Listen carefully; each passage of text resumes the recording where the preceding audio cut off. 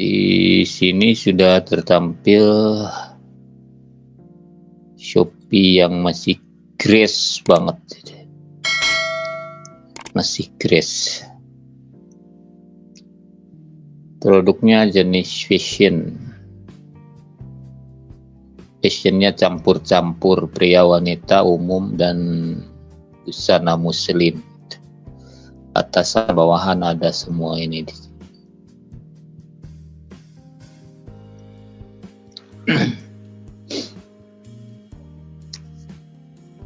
Untuk yang baru banget seperti yang tadi ya di komen pagi, gimana cara memulai jualan di Shopee itu? Kalau sharing saya sih gini ya teman-teman, kalau misalnya belum punya produk, coba kembalikan dulu ke minat gitu ya. Minat kita di bidang apa? Karena untuk menjalankan sesuatu yang berangkat dari hobi, dari minat, biasanya jalaninnya enjoy. Kalau misalnya kita cowok, hobinya otomotif, coba yang ada korelasinya dengan bidang otomotif gitu, mau jual apa. Silakan simak, yang nyimak boleh komen juga ya, biar rame diskusi. Kalau saya ngomong sendiri nanti kayak ceramah gitu. Kalau dialog gitu lebih seru, saya lebih seneng gitu. Untuk menjawab beberapa pertanyaan tadi yang masuk di grup ya, saya coba jawab dan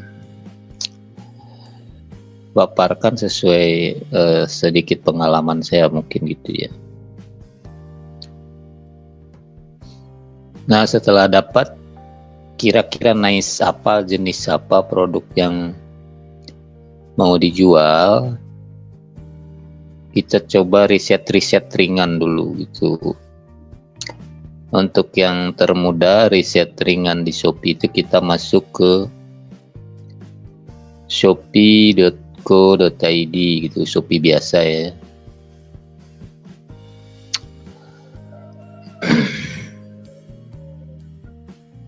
Nah, kita masuk di Shopee untuk mencari tahu jenis-jenis produk yang populer. Karena untuk di awal-awal yang terjun ke Shopee itu salah satunya gitu.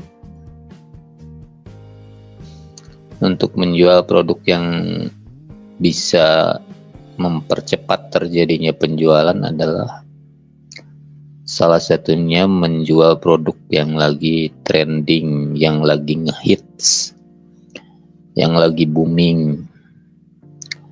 Kalau produknya apa itu sesuaikan aja. Kembali saya tampilkan di layar ini ya. Saya stop dulu ini share screen yang ini. Saya ganti screennya ke yang Shopee Indonesia. Kita bisa di sini cari produk-produk berkategorinya ini. Yang lagi ngetrend itu biasanya ditampilkan di sini sama Shopee itu.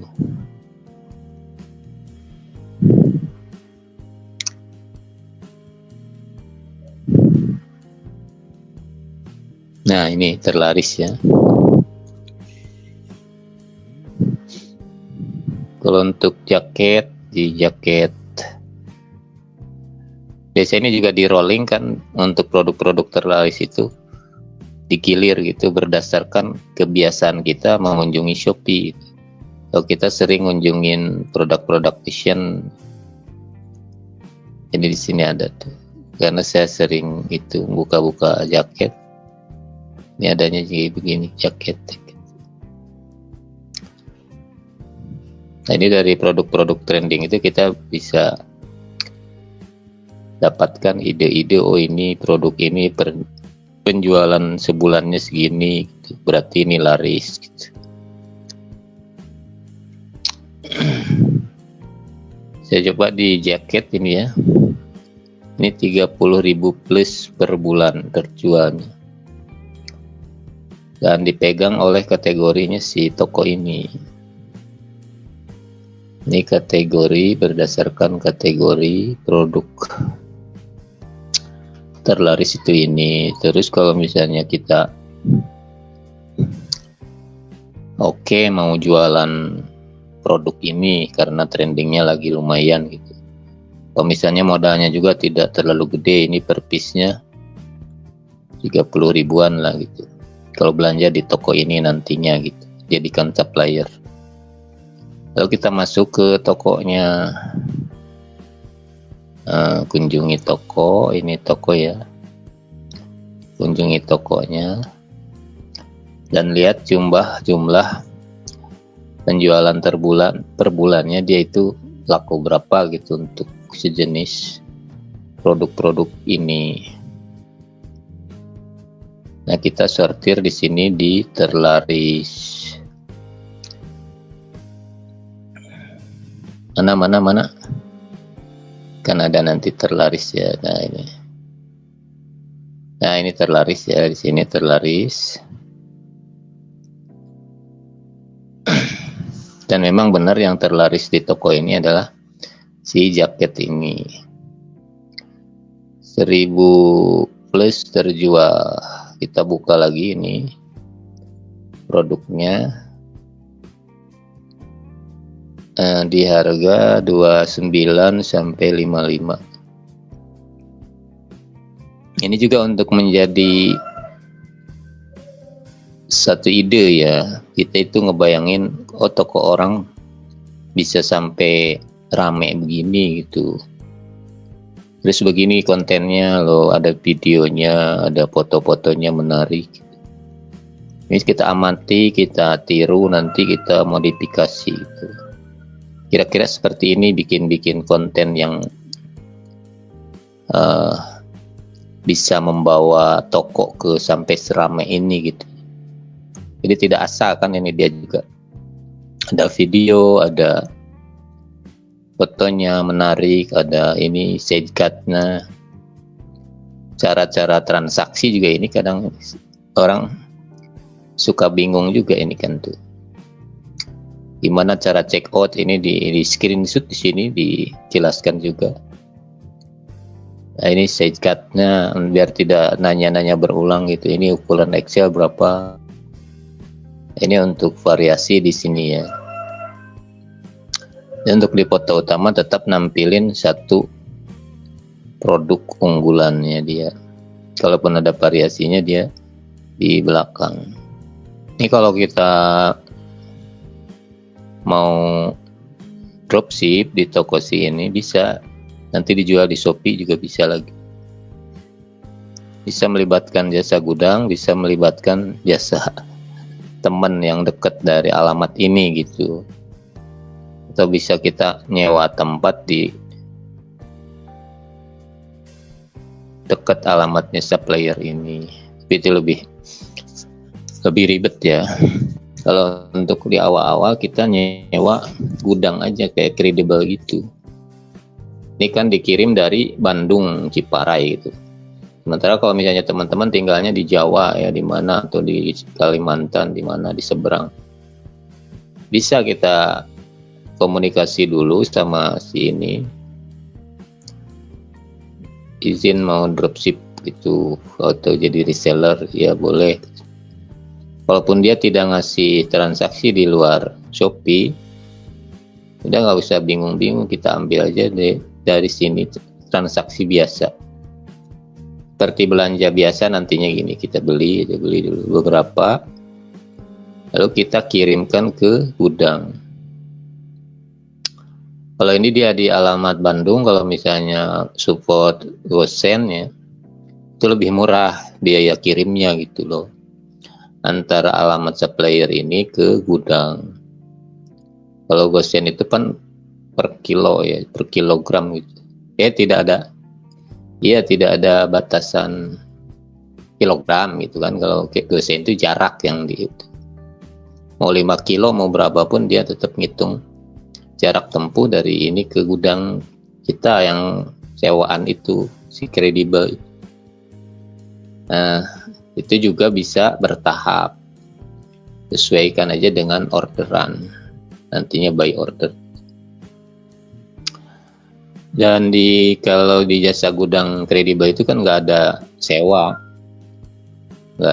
bulanan, jadi enak. Kalaupun dia nanti ada fee penanganan, ada biaya penanganan, itu tidak lebih dari 10.000 per paket yang kita kirim nantinya, per order. Jadi katakanlah kalau barang ini 100.000 nilai jualnya, maka si kredibel itu cuma minta 3.500 untuk jasanya dia gitu, dan 3,5%. Nah, jadi kalau misalnya ini kita belanja di harga ini ya, terus kita jual misalnya harga dinaikin 30.000 misalnya, ini dari 55 ke 85 misalnya, saya ada 30.000 kan, yang 30.000 itu alokasi 10.000 untuk admin Shopee, untuk gudang, untuk iklan dan lain sebagainya. Kalau misalnya kita udah terjual lumayan mah, ini jangan terlalu mikirin itu ada biaya-biaya lainnya, yang penting jalan dulu gitu, jualan. Nah, itu selanjutnya terus kita cari tahu ini untuk konten. Kalau secara konten punya kompetitor ini kan ini jaket jumper ya. Kalau kita tidak mau terbentur dengan market yang sama, arena yang sama untuk tempur di kata kunci ini, kita bisa coba riset nantinya. Kita riset, kita cari tahu segmentasi market mana yang sedikit berbeda dengan si supplier ini. Katakanlah kalau misalnya kita mau targetnya di kata kunci hoodie-nya gitu, di hoodie polos. Nah ini dia kan nulis judulnya jaket jumper, kita nulis judulnya jangan sama ini persis, kita nulisnya hoodie polos gitu. Lalu kita ke sini lagi untuk ngecek seberapa kekuatannya untuk kata kunci hoodie itu. Kita ke iklan Shopee, lalu kita ke sini buka, lalu kita tambahkan kata pencarian itu di sini. Lalu kita paste tadi. Nah, kalau si hoodie polos ini ada berapa sih kekuatan kata kuncinya gitu. Ternyata dia ada 95.000. Kalau untuk kata kunci bakunya coba ada berapa? Nah, itu. Jadi kata kunci bakunya ada 1 juta sekian. Ini bagus untuk awal-awal ketika kita mau ngembangin produk-produk yang berjenis hoodie misalnya. Ini 1 juta volume dengan popularitinya juga cukup, terus harga rekomendasi bidnya juga tidak terlalu mahal, cuman 236. Walaupun ini menunjukkan produk yang lagi trendingnya tinggi gitu ya, dan persaingannya mungkin ketat, tapi kita tidak harus berkecil hati dulu juga gitu ya. Kita coba jalankan dengan optimasi lain-lainnya di kontennya, gambarnya, judul, deskripsi, hashtag, dan seterusnya kita rapikan, kita bikin lebih rapi lagi dari supplier. Kalau misalnya si supplier ini kan dia di kekuatan judulnya seperti ini, paling dia itu 60 karakter ya. Kita bikin lebih panjang lagi, lebih kaya lagi dengan kata kunci lain untuk bisa bersaing di berbagai jenis market gitu ya. Ini deskripsinya masih biasa-biasa aja, dalam artian di konten SEO-nya gitu, dia belum terlalu optimal tuh kan. Nanti kita ramu lagi, apalagi kalau udah nerapin metode-metode yang sering saya share di sini tuh, yang tentang olah data ya, nanti olah data iklan.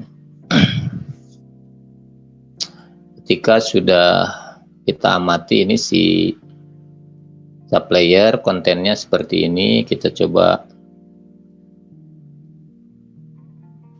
perbaiki itu dari kekurangannya. Dia itu terlalu biasa-biasa gitu, kurang begitu padat kata kunci, tidak ada fokus keyword, tidak ada subjudul gitu ya. Kita bisa optimalkan sedikit-sedikit di sini untuk bikin persaingan yang sehat dengan kompetitor itu, kita dengan cara mengoptimalkan konten. Apakah kalau metode seperti itu bisa? Mungkin teman-teman gitu ya, kalau itu bisa ya. Banyak teman-teman saya yang bisa bersaing dengan kompetitor, bahkan dengan ngejual harga yang lebih mahal di atasnya itu bisa, asalkan tetap kita pakainya alur beriklan yang baik gitu. Pertama, perhatikan dulu traffic kunjungan, baru ke evaluasi dari konten-konten kita itu setelah ditawarkan ke banyak orang, baru nanti kita bisa menarik kesimpulan bahwa layanan kita atau penawaran kita itu segimana kekuatannya, kurangnya di mana gitu, lemahnya di mana. Nah, dari sini kalau misalnya untuk nulis judul itu kita kembangkan ke hoodie-nya, hoodie apa, misalnya hoodie pria, itu dari gender ya, jenis kelamin. Nah, kalau ini kan hoodie pria ada tuh. Kita cari tahu juga hoodie pria itu berapa volumenya. Masih tinggi dia tuh. Jadi kita di awal kalau mau bikin toko, saran saya memang harus memainkan kata kunci bervolume besar, tujuannya untuk percepatan indexing toko kita gitu. Biar cepat ketemu toko kita di mesin pencari Shopee dan di luar Shopee juga tentu. Dan kalaupun nanti mau diiklankan toko setelah dibikin kontennya secara optimal, kita tidak terlalu kesulitan untuk mendapatkan pengunjung. Yang bikin pengunjung sepi itu salah satu faktornya adalah kita tidak punya peta kekuatan untuk kata kunci yang kita target itu di awal penulisan judulnya. Ternyata pas dicek itu tidak bervolume atau bervolume tapi rendah gitu kan. Jadi untuk urutannya di judul itu pertama harus yang benar-benar bervolume besar, itu urutan pertama prioritas. Yang selanjutnya setelah bervolume besar itu dirangkai dengan spesifikasi produknya, misalnya kayak gitu ya, hoodie pria, hoodie wanita. Dari hoodie pria itu kan bisa berkembang lagi ke turunannya katanya, turunan kata kunci atau spesifiknya gitu. Hoodie pria jenis ini, jenis polos. Ini distro, jenis distro original. Dia kalau kita mau nge-branding dengan originalitasnya gitu. Ini keren nih bahasa keunggulannya gitu dari model-model ini hoodie. Hoodie pria keren. Nah, ini juga pasti ada volumenya ini.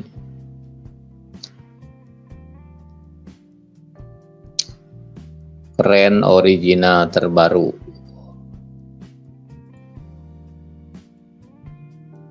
Nah, itu sudah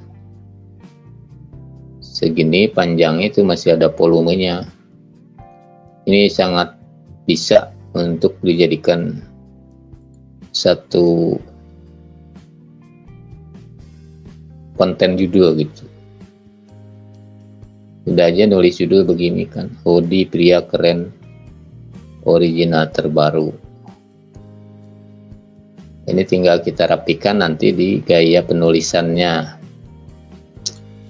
Juga tentang gaya penulisan juga memang ada beberapa versi. Ada madhab yang menyarankan huruf kapital semua ya. Ada juga madhab yang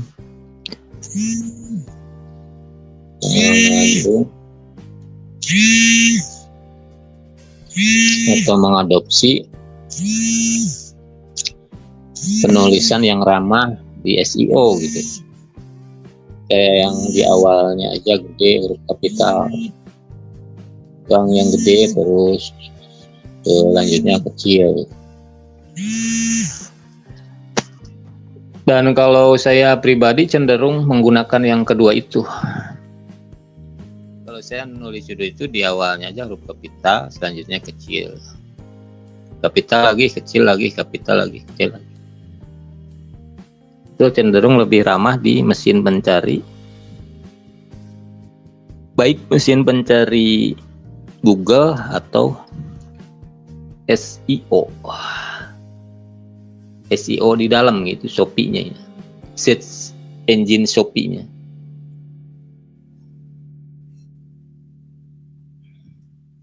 Kalau yang kapital semua memang ramah cuman di Shopee doang gitu. Kalaupun bisa bagusnya biasanya di Shopee doang. Kalau untuk dari indexing dari luar Shopee kurang ramah.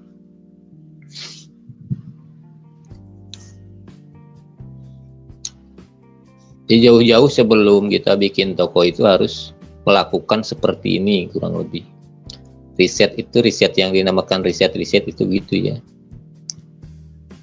Mencari tahu gitu, mencari tahu popularitas satu produk, mencari tahu gimana konten gambar produk yang rame gitu, gimana harganya, gimana pesaingnya. Jadi kita bisa dapat gambaran awal untuk memutuskan jualan produk A, B, C, dan seterusnya. Dan kalaupun di awal tidak harus banyak-banyak produk ya. Tapi fokus dikembangkannya itu yang lebih bagus. Daripada banyak produk terus kita pusing nanti ngelolanya ketika ada orderan pun. Apalagi kalau diambil dari berbagai supplier. Pusinganan pas ada order, stok di supplier kosong. Ada order lagi tidak ada warna yang itu juga. Kan lebih bagus jika menggunakan jasa gudang itu biar kita kalau ada order tidak kelimpungan lagi gitu. Kita itu jadi kalau bisa di awal-awal itu jual itu memang benar-benar real yang ada ordernya gitu. Jangan banyak-banyak dulu, 1-2 piece aja cukup. Walaupun di keterangan di Shopee-nya boleh saja dilebihin gitu. Misalnya kita nyetok cuma 3 pieces, ditulis di sana 10 nggak apa-apa. Jadi nanti ketika ada order pertama, kita cepet-cepet di stoknya ditambah lagi. Takut kosong, jangan sampai kosong di stok.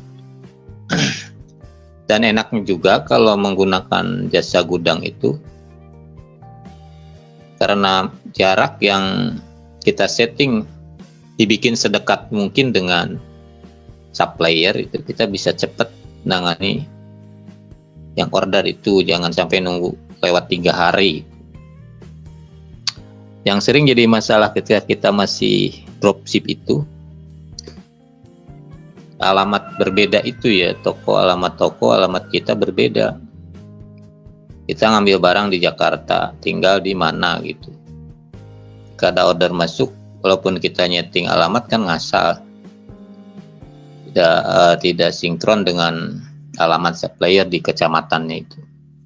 Lalu nanti di kemudian hari ada juga selisih ongkir karena beda perhitungan di jasa kurirnya gitu. Itu untuk hal-hal seperti itu bisa diminimalisir jika kita punya jasa gudang gitu. Karena alurnya begini ya, untuk sekedar pemaparan aja teman-teman.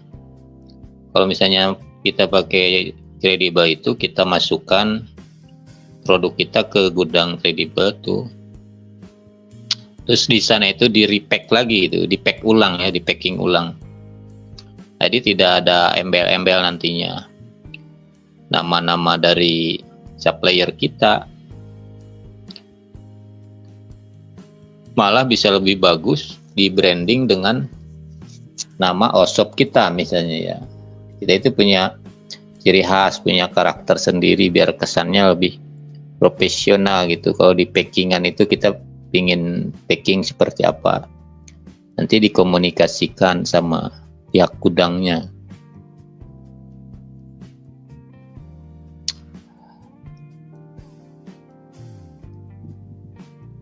Nah, setelah persiapan itu kita sudah punya supplier, sudah punya rencana untuk ditaruh di gudang mana gitu. Ini yang dekat dari, misalnya ini Bandung kan, Bandung juga banyak jasa gudang kredibel itu. Nah, kita setting nantinya alamat toko ini persis di alamat si gudang ini gitu. Nah, baru kita ke tahapan bikin toko. Kalau misalnya kata kunci yang kita kembangkan itu HODI ya, maka di username itu sudah harus tertulis juga si HODI itu. Karena dia kata kunci bakunya yang tadi sudah ketahuan volumenya sekian gedenya gitu. 1 juta lebih. Misalnya toko HODI anu gitu, atau HODI titik apa gitu, HODI titik. Itu bisa dikombinasikan ya dengan rangkaian nama-nama lain yang belum terpakai user lain gitu. Asalkan si kata kunci itu pertama dimasukin di username itu ada. Kalau tokonya benar-benar fresh dari baru, belum terlanjur memakai nama kita atau nama-nama lain gitu, yang selain kata kunci itu. Dan kalaupun sudah terlanjur pakai username lain, sekarang ini kan bisa diganti ya, ngajuin ke Shopee-nya. Biarlah kalau misalnya teman-teman sudah terlanjur bikin toko apa gitu, nanti mau ngembangin produk apa, itu urusan ganti username bisa setelah produk terupload gitu. Tapi di bagian lain di tokonya, di sini di deskripsi, di catatan toko, di nama produk-produk yang mau dijual ya, di deskripsi toko itu sisipkan juga kata kunci ini nih, kata kunci hoodie pria, hoodie wanita, toko hoodie mana Bandung misalnya, menjual hoodie pria, hoodie wanita, hoodie pria keren, hoodie pria kekinian. Jadi disisipkan juga banyak kata kunci nanti di sana. Nah, jadi dalam tahap riset ini kita catatkan minimal 10-20 kata kunci harus kita pegang dulu gitu. Yang mau kita kembangkan itu kata kunci apa. Ini baru di tahap prediksi gitu. Kita kan di awal itu baru prediksi. Adapun tahapan selanjutnya untuk teman-teman yang mau itu di pendampingan iklan itu nanti ke depannya kita arahkan terus untuk evaluasi kata kunci yang ditarget ini menjadi satu pencapaian di kinerjanya lebih maksimal lagi gitu. Karena patahnya begini teman-teman ya, kalau salah riset, salah nerapin judul, salah ngeramu komposisi di judul juga, di targeting iklan juga, itu efeknya itu ke traffic kita yang anjlok, nggak ngeden gitu, nggak mau gerak. Salah nulis judul ya, misalnya kita nulis hoodie pria keren, pas di target di iklan itu terbalik, itu bukan dari hoodie pria keren dulu, urutannya bukan dari kiri ke kanan. Itu kalaupun kita bayar dengan harga mahal tidak mau jalan.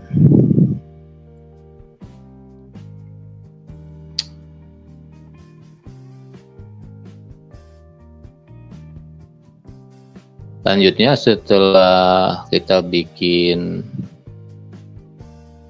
tokonya, kita bikin itu atribut-atributnya gitu. Ada voucher, ada voucher toko, voucher ikuti toko, ada harga coret.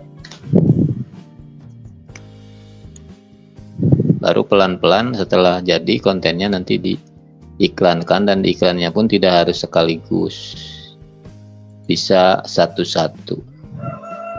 Nah, seperti ini yang tertampil ini adalah salah satu contoh produk di toko ini. Cuma yang diiklankan itu cuma baru satu. It latte ini aja satu dulu gitu. Ini kan satu ya, ini baru ke 5 hari ini iklannya.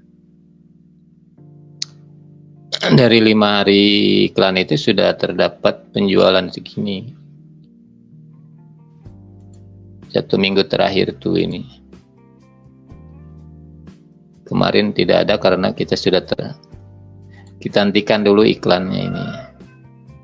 Nunggu pada nyampe dulu yang sudah terkirim dan ada reputasi. Ini iklan kita habis gede karena cari traffic, kita boncos dulu nggak apa-apa. Tapi kita sudah dapat data ini ya, tuh dapat data yang banyak banget untuk dikembangkan nantinya. Dengan membeli data 200.000 kita bisa nembak-nembak settingan iklan lain nantinya. Kita bisa dibikin judul lain. Malah sudah ada penjualan untuk reputasi gitu. Ini satu poin plus ya.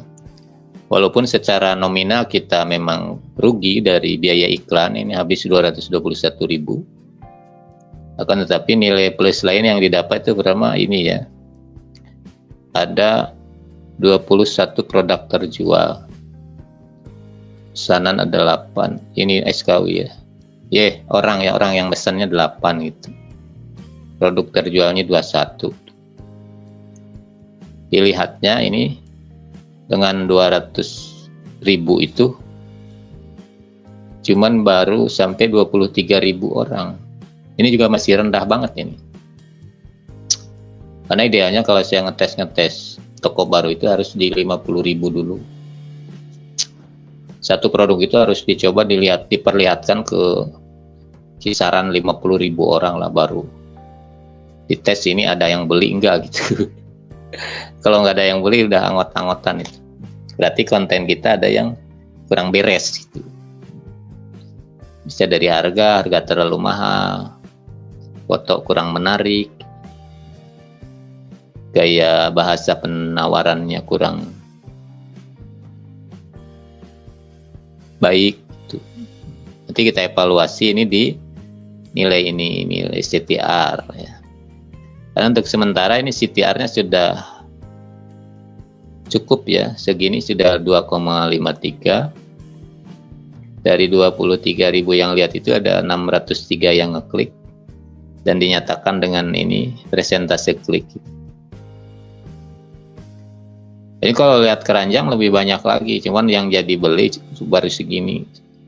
Karena orang masih ragu gitu, karena toko belum ada reputasi mungkin ya. Tapi ketika penawaran itu ke banyak banget orang, dari sekian banyaknya ini yang ngelihat iklan tuh hampir 24.000 kan yang ngelihat iklan kita. Ternyata ada saja yang tertarik. Jadi kalau mindset kita coba dibenahinya sekarang, kalau ingin ada penjualan itu evaluasi itu sudah dilihat berapa banyak produk kita. Dan kalau tidak ada data dari upaya kita selama ini gitu, misalnya kita selama ini pakai metode nge-share biasa yang gratisan gitu. Itu kan tidak ada akurasi data yang bisa dikaji gitu. Penawaran kita itu sudah dilihat berapa orang gitu. Terus yang lihat itu seberapa interaksinya gitu. Ada berapa yang like, ada yang berapa yang klik, ada yang berapa yang komen, ada yang masukin keranjang enggak. Itu tidak bisa diukur ketika metode-metode lain yang tidak ada ukurannya gitu. Kalau di-share ke beranda-beranda orang, ke komen-komen orang, malah capek kalau menurut saya. Gabung di grup-grup besar, misalnya grup jual beli atau grup apa,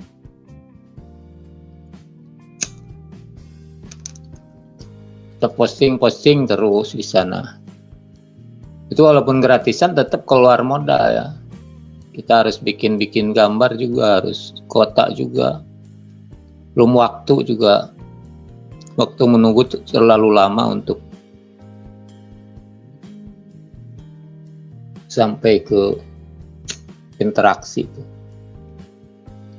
Walaupun tidak ada salahnya, cuman ya kalau ada yang lebih terukur, kenapa nggak mencoba gitu? Kalau misalnya teman-teman mau coba. Karena salah satu kelebihannya iklan itu dia terukur gitu. Maksud yang saya terukur itu kan, ini ada ya datanya. Kenapa iklan itu harus terukur, terstruktur, dan masif itu ini. Kalau terstruktur itu kan tadi ya dari rencana. Kita mau ngiklanin produk apa itu harus direncanakan. Dan peta kekuatan marketnya seperti apa itu pasarnya. Kalau kita menjual produk yang tidak lagi rame, mungkin nonjolinnya keunikannya atau nilai-nilai lain yang kita kembangkan bisa saja itu. Walaupun orang yang ngejual batu kali kan di Shopee bisa rame. Orang yang ngejual daun kunyit ya, kunyit segar juga bisa rame itu. Tapi kalau rata-rata orang yang produknya bisa viral begitu itu karena interaksi, biasanya unik aja gitu. Orang yang jual batu kali terus banyak interaksi, banyak yang nge-like, yang komen, yang itu nanti dia naik ke atas tuh secara algoritma organiknya dapat gitu. Nah kalau pun cara dengan beriklan itu kita memaksa mendorongnya gitu. Produk kita baru, belum viral, belum apa-apa, masih baru dibikin, kita dipaksa didorong dengan kekuatan iklan. Itu bedanya. Sama-sama upaya untuk memperlihatkan produk ke banyak orang, tapi dengan cara kita bayar ke Shopee. Oh, jadi banyak yang nanya juga gini ya. Kalau misalnya toko saya kan udah lama, katanya udah ada penjualan. Bagaimana itu kalau iklan? Malah itu lebih bagus ya. Karena toko yang belum ada penjualan sama sekali juga, jika kita mencoba gunakan teknik seperti ini dengan hitungan-hitungan yang ada ukurannya gitu,